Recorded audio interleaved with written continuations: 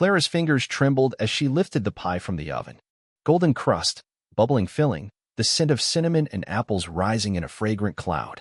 Perfect. She set it on the windowsill to cool, the late afternoon sun catching the steam as it curled upward. Outside, the wind stirred the maple trees, their leaves beginning to turn. She wiped her hands on her apron and reached for the recipe card propped against the sugar canister. The edges were worn soft from decades of handling, her husband Thomas's handwriting faded but still legible. Family secret apple pie, it read at the top. One more time, she whispered, running her thumb over the familiar loops and angles of his script. The county fair started tomorrow. She hadn't entered the baking competition since Thomas died 3 years ago. It had been their thing, him perfecting recipes all year, her presenting them with flourish to the judges. 27 blue ribbons hung in the kitchen, a testament to their partnership. The recipe card felt warm in her hand. Strange. She squinted at the writing and blinked twice. For a moment, she could have sworn some of the words had shifted. Clara shook her head. Just tired eyes playing tricks. She slipped the card into her apron pocket and turned back to the pie. One more night to let the flavors settle, then off to the fairgrounds in the morning. The county fairgrounds hummed with activity. Children darted between food stalls, the Ferris wheel turned lazily against the clear blue sky, and the scent of cotton candy mingled with hay and livestock. Clara clutched her pie carrier, hesitating at the entrance to the exhibition hall. Clara Mitchell, as I live and breathe. Marge Peterson bustled toward her, arms outstretched. You finally decided to come back. Clara accepted Marge's hug with a stiff smile. Just thought I'd give it one more go. Thomas would be so proud. Marge squeezed her arm. The baking table's right where it's always been. Registration closes in 20 minutes. The exhibition hall was cooler than outside, fans circulating air scented with sugar and butter. Clara approached the long table where pies, cakes, and cookies were arranged in neat rows. A young woman with a clipboard smiled as she approached. Name and entry, please? Clara Mitchell. Apple pie. The woman's eyes widened slightly. Mitchell? My grandmother used to talk about your pies. Said they were legendary. Clara's cheeks warmed. That's kind. It's been a few years. Well, welcome back, Mrs. Mitchell.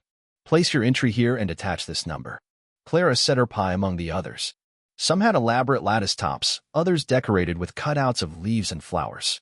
Hers was simple, just a perfect golden dome with 3 small slits to vent the steam. Thomas always said simplicity let the flavor speak for itself. As she pinned the number to the checkered cloth beneath her pie, she noticed the recipe card had fallen from her pocket. When she picked it up, her breath caught. Several words had vanished completely, leaving blank spaces in the familiar instructions. She blinked hard, but the gaps remained. Everything okay, Mrs. Mitchell? The registration girl asked. Clara tucked the card away quickly. Yes, fine. Just remembering something. She hurried outside, finding a quiet bench beneath an oak tree. With shaking hands, she pulled out the recipe card again. Where certain ingredients and instructions had been, there were now empty spaces. But as she tilted the card in the sunlight, new words appeared in their place, words that had nothing to do with baking. Elm Street Bridge. Red mailbox. Third stone from water's edge. Clara stared, uncomprehending. The word shimmered, then faded again as she moved the card out of direct sunlight. When she tilted it back, the original recipe reappeared. Clara. Marge's voice startled her. Judging starts in an hour. Come have some lemonade with us. Clara slipped the card away, her heart hammering. Coming. The hours passed in a blur. Clara sat with old friends, accepted condolences from those who hadn't seen her since the funeral, and tried to focus on the present while her mind kept returning to the strange words on the recipe card. When her name was called as the blue ribbon winner, she almost didn't hear it. The crowd's applause brought her back, and she found herself walking to the judge's table in a daze. A triumphant return, the head judge announced, pressing the ribbon into her hand. The perfect balance of sweetness and spice, with a hint of something we couldn't quite identify. Your secret ingredient is safe with us, Mrs. Mitchell. Clara smiled mechanically, accepting congratulations from the crowd. All she could think about was getting home to examine the recipe card properly. Night had fallen by the time Clara returned to her empty house. She went straight to the kitchen table and laid the recipe card flat under the bright overhead light. Nothing unusual appeared, just Thomas's familiar handwriting listing ingredients and instructions. She turned off the light and used her phone's flashlight instead. Immediately, the baking instructions faded, and new words emerged, glowing faintly blue. Elm Street Bridge. Red mailbox. Third stone from water's edge. Follow the markers. I left something for you to find. Clara's hand trembled. Thomas's voice seemed to whisper from the card itself. She recognized the handwriting. It was his, but different somehow. More hurried, more urgent than his usual careful script. She sank into a kitchen chair, staring at the glowing words. Thomas had been gone 3 years. How could he have left this message? And what did it mean? Sleep eluded her that night. By dawn, Clara had made her decision. She dressed in comfortable shoes and a light jacket, tucked the recipe card in her pocket, and headed out. Elm Street Bridge spanned the creek at the edge of town. Clara hadn't been there in years, not since Thomas used to take her fishing in the summers when they were first married. The morning was cool, dew still clinging to the grass as she made her way down the sloping bank. She scanned the area, looking for a red mailbox. There were no houses nearby, just the old walking path that followed the creek. Then she spotted it, not a proper mailbox, but a small red metal container attached to a post near the water's edge. The kind used for trail maps or park information. Her heart quickened as she approached. The box was weathered, its red paint peeling in places. When she opened it, she found a single piece of paper inside. A note, written in Thomas's hand. Remember our first picnic? Go there next. Clara pressed the paper to her chest. Their first picnic had been at Willow Point, a small clearing overlooking the valley. Thomas had proposed there, nearly 50 years ago. The walk to Willow Point took her 30 minutes, uphill most of the way. Her knees protested, but determination pushed her forward. The clearing looked smaller than she remembered, the great willow tree more gnarled and bent. But the view was still breathtaking, rolling hills stretching toward the mountains in the distance. She searched the area carefully, looking for another marker. Near the base of the willow, she found a small cairn of stones. The third stone from the bottom was different from the others, flatter, with a small arrow etched into its surface. When she lifted it, she found a tarnished key underneath. Clara turned it over in her palm. It looked like the key to Thomas's old tackle box, the one he kept in the garage. She hadn't opened it since he died. The garage was stuffy and smelled of dust and old motor oil. Clara found the tackle box on a high shelf, tucked behind fishing rods they hadn't used in a decade. The key fit perfectly. Inside, instead of fishing lures and line, she found a small leather-bound book. Thomas's journal. She carried it to the kitchen table, her hands unsteady. The journal fell open to a page marked with a faded ribbon. Thomas's handwriting filled the page. May 15th, 1975. I saw Eleanor again today. She doesn't know I'm watching her house. I can't tell Clara. How could I explain? Eleanor says she's going to tell everyone if I don't pay her. But the money she's asking for would clean out our savings. What would I tell Clara then? Clara stared at the words, her throat tight. Eleanor? Thomas had never mentioned anyone named Eleanor. She flipped through more pages. June 2nd, 1975. Eleanor's threats are getting worse. She says she is proof. I don't see how that's possible, but I'm scared. I've started hiding some money away, a little at a time. Clara doesn't notice the small withdrawals. I hate lying to her. Clara's vision blurred with tears.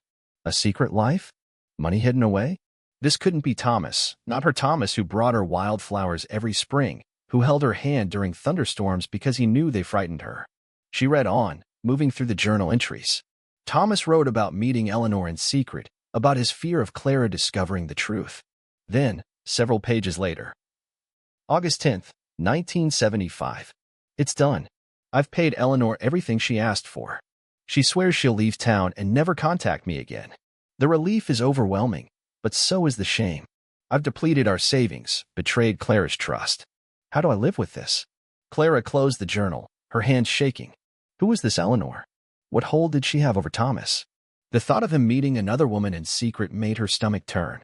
She returned to the recipe card, studying it under her phone's light. The glowing blue text had changed. The full truth waits at the old oak, where we carved our initials. Dig 6 inches down.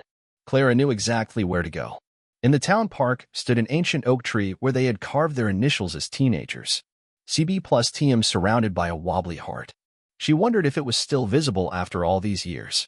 The park was busy with afternoon visitors, children on the playground, couples walking hand in hand, old men playing chess at concrete tables. Clara made her way to the far corner where the massive oak stood. It took her several minutes of searching before she found the carving, now stretched and distorted by decades of growth but still legible. She glanced around to make sure no one was watching, then took the small garden trowel she'd brought from home and began to dig at the base of the tree. 6 inches down, her trowel struck something solid. A metal box about the size of a hardcover book. Clara brushed away the dirt and opened it. Inside lay a stack of letters bound with twine, a small velvet pouch, and another note in Thomas's handwriting. My dearest Clara, if you're reading this, I'm gone, and you've followed my trail. I'm sorry for the mystery, but some truths were too difficult to speak aloud. Read these letters. Know that I loved you completely, even with my flaws and secrets. Always yours, Thomas. With trembling fingers, Clara untied the twine and opened the first letter. It was addressed to Thomas, dated 1975, signed by Eleanor Williams. Dear Thomas, I understand your reluctance, but I must insist on payment. My son deserves to know his father, and if you won't acknowledge him willingly, I'll be forced to make the matter public. I've enclosed a photograph. The resemblance is unmistakable. Eleanor. Clara's world tilted. A son?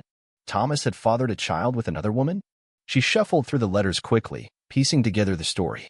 Eleanor Williams had been a summer romance before Thomas met Clara. She'd left town, then returned years later with a 10-year-old boy she claimed was Thomas's son. The final letter in the stack was different, written by Thomas to someone named David Williams, dated just 1 year before Thomas died. Dear David, you don't know me, but I am your biological father. Your mother, Eleanor, and I knew each other briefly in 1964. She contacted me in 1975 to tell me about you. I paid her to keep quiet because I was a coward, afraid of losing my wife and the life we built. I've regretted that decision every day since. I've enclosed information about a bank account I've set up in your name. It isn't much, but it's something. I've also included my medical history, which may be useful to you. I don't expect forgiveness or a relationship. I just wanted you to know that my failure to be in your life was my greatest regret. Thomas Mitchell. Clara opened the velvet pouch. Inside was a small gold pocket watch, Thomas's grandfather's watch, his most treasured possession, and a photograph of a young man who had Thomas's eyes and smile. She sat beneath the oak tree until the sun began to set, reading and rereading the letters. Tears came and went. Anger flared and subsided. By the time she gathered the box and stood to leave, a strange calm had settled over her. Back home, Clara spread everything on the kitchen table, the journal, the letters, the photograph, the watch. Next to them, she placed the blue ribbon from the fair and the recipe card that had started this journey. She held the recipe card under her phone's light one more time. The blue text had changed again. One last place. Where I asked you to dance on our 40th anniversary. Look behind the loose brick. Their 40th anniversary. Thomas had taken her to the old gazebo in the town square, where a small jazz band had been playing. He'd asked her to dance under the stars, both of them laughing at how their bodies had changed, but still fit together perfectly. It was dark now, but Clara grabbed her coat anyway. The town square was quiet, the shops closed, just a few lights illuminating the central gazebo. She approached slowly, memories washing over her, Thomas in his good suit, his hand warm at the small of her back, the scent of his aftershave mingling with the night-blooming jasmine. The gazebo was made of white painted wood with a brick foundation. Clara circled it slowly, pressing against each brick until she found one that moved slightly. She worked it free and reached into the space behind it. Her fingers closed around a small velvet box. Inside was a diamond ring she'd never seen before, and another note. For our 50th. I'm planning ahead. I want to renew our vows here, where we danced. I want to promise you 50 more years, even if we both know that's impossible. You are the love of my life, Clara. The only one, despite my mistakes. I hope I live long enough to give you this in person. If not, know that my last thoughts were of you. Clara slipped the ring onto her finger beside her wedding band. It fit perfectly. She sat on the gazebo steps, the night air cool against her tear-streaked face. Thomas had been gone 3 years. He'd never had the chance to give her this ring in person, never had the chance to renew their vows. He died suddenly, a heart attack while working in the garden. No goodbyes, no final words. But he'd left her this trail instead. A confession. A secret son she'd never known about. A mistake from before they'd even met that he'd paid for in shame and regret and hidden money. And love. So much love, threaded through every word he'd written. Dawn was breaking when Clara finally made her way home. She was exhausted but clear-headed. She gathered everything from the kitchen table and carried it to the spare bedroom, the one she'd been meaning to clean out but could never bring herself to enter because it still held too much of Thomas. She opened the closet and pulled out a dusty photo album she hadn't looked at in years. Inside were pictures of their life together, their wedding, vacations, holidays, ordinary days made special just by being shared. She studied Thomas's face in each photograph, looking for signs of the burden he'd carried. Had his smile been less genuine? Had his eyes held secrets she should have seen? No. The man in these photographs was the man she loved for 47 years. Flawed, human, capable of mistakes and deception, but also capable of deep love and regret. Clara placed the letters, journal, and photograph of David Williams in the back of the album. Then she took out her phone and searched for David Williams in their town and the surrounding areas. Several results appeared. She couldn't be sure which one might be Thomas's son, but she saved the information anyway. Perhaps someday she would be ready to reach out. For now, she had a different task. She returned to the kitchen and took out flour, butter, sugar, and apples. She worked methodically, her hands remembering the motions even as her mind drifted. The original recipe card sat propped against the sugar canister, its secret message invisible in the bright kitchen light. As she rolled out the dough, Clara thought about the county fair pie contest. She'd won with Thomas's recipe, a recipe that had led her to uncover his deepest secret. A recipe written in disappearing ink that revealed not just ingredients, but a map to the truth. The new pie went into the oven just as the morning sun filled the kitchen with golden light. Clara wiped her hands on her apron and looked around the kitchen, at the blue ribbons hanging on the wall, at the empty space where Thomas should have been standing, at the diamond ring now glinting on her finger. "I forgive you," she said to the empty room. "I forgive you, Thomas." She didn't know if she meant it yet, not completely. But she would get there. The recipe for forgiveness was complicated, with ingredients that changed depending on the light you viewed them in. It would take time to perfect. When the pie was done, Clara set it on the windowsill to cool. Then she took the recipe card and placed it in a small wooden box along with Thomas's watch and the ring he'd meant for their 50th anniversary. She would keep these things close, these tangible reminders of a love that had been real despite its imperfections. Outside, the maple leaves continued their slow turn to gold. Another fall, another county fair come and gone. Life continuing its steady rhythm. Clara opened the window and let the breeze carry the scent of fresh apple pie through the house, chasing away the lingering ghosts of secrets finally revealed.